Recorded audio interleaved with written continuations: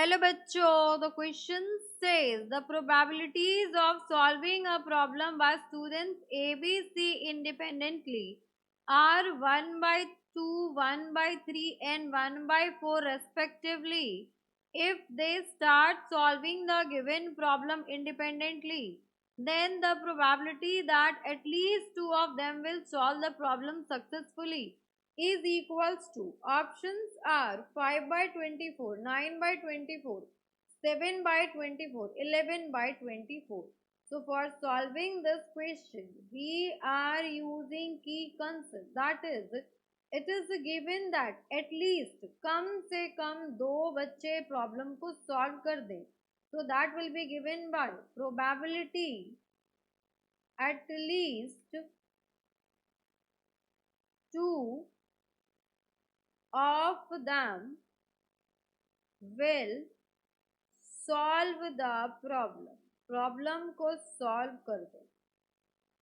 So that will be given by, यहाँ पर अगर प्रॉब्लम A सॉल्व करता हो, प्रॉब्लम B सॉल्व करता हो एंड C सॉल्व ना करता हो, प्लस प्रॉब्लम A से सॉल्व नहीं हो पाया, प्रॉब्लम B ने सॉल्व किया और प्रॉब्लम C ने सॉल्व कर दिया, प्लस यहाँ पर A ने सॉल्व कर दिया, प्रॉब्लम B ने सॉल्व नहीं किया और प्रॉब्लम C ने सॉल्व कर दिया. यहाँ पर C ने नहीं किया, यहाँ A ने किया, यहाँ B ने नहीं किया. एंड एक कंडीशन ये भी पॉसिबल है कि दो ने नहीं, तीनों ने ही प्रॉब्लम को सॉल्व कर दिया, बिकॉज हमें गिवन है कि कम से कम दो स्टूडेंट तो प्रॉब्लम को सॉल्व करते हो. तो जब भी आपका एटलीस्ट आता है तो उसमें आप ये भी लेंगे कि सभी प्रॉब्लम को सॉल्व कर सकते हैं. दैट मीन्स कम से कम दो तो हो ही, तीन भी हो तो चलेगा. तो ये हो गया आपके पास प्रोबेबिलिटी. अब यहाँ पर मुझे गिवन प्रोबेबिलिटी है, probability that the problem is solved by A is given by 1 by 2.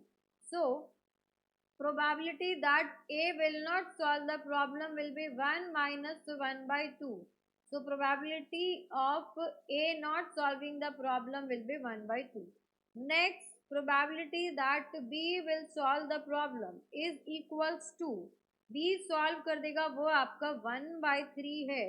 So probability कि बी सॉल्व नहीं कर पाएगा, so 1 minus 1 by 3 that is equals to 2 by 3.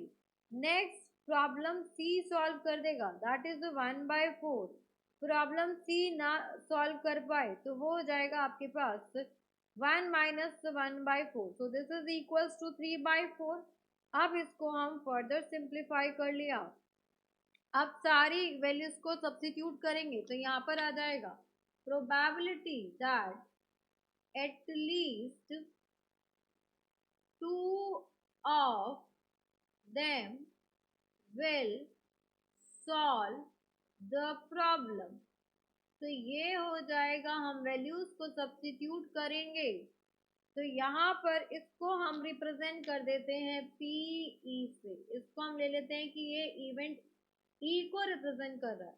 सो ये हो जाएगा आपके पास PA, PB and PC bar plus probability of A बार, यहाँ पर मल्टीप्लाई में आएगा, यहाँ पर C बार आ गया.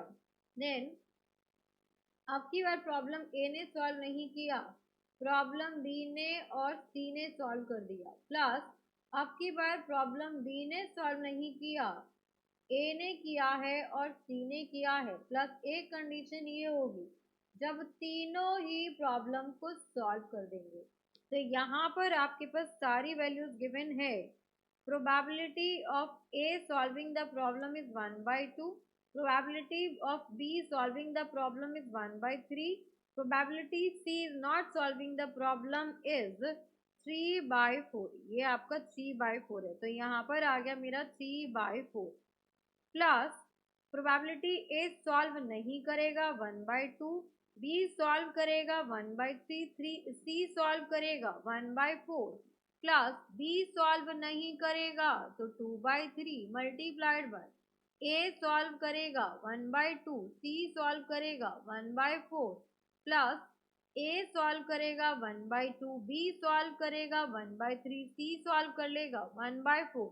तो यहाँ पर अगर हम एलसीएम ले 4 2 ज़ा 8, 8 3 ज़ा 24, यहाँ पर आ गया 3 प्लस यहाँ भी आ जाएगा 24 1 प्लस यहाँ भी आएगा 24 2 प्लस यहाँ भी आएगा 24। अब सभी का एलसीएम आ गया आपके पास 24। Then 3 plus 1 plus 2 plus 1. So this is equals to 3 plus 2 5, 5 plus 2 is 7/24. So probability of our required event is 7/24. अब options में check करते हैं। So option में 7/24 is option number C, which is our final answer.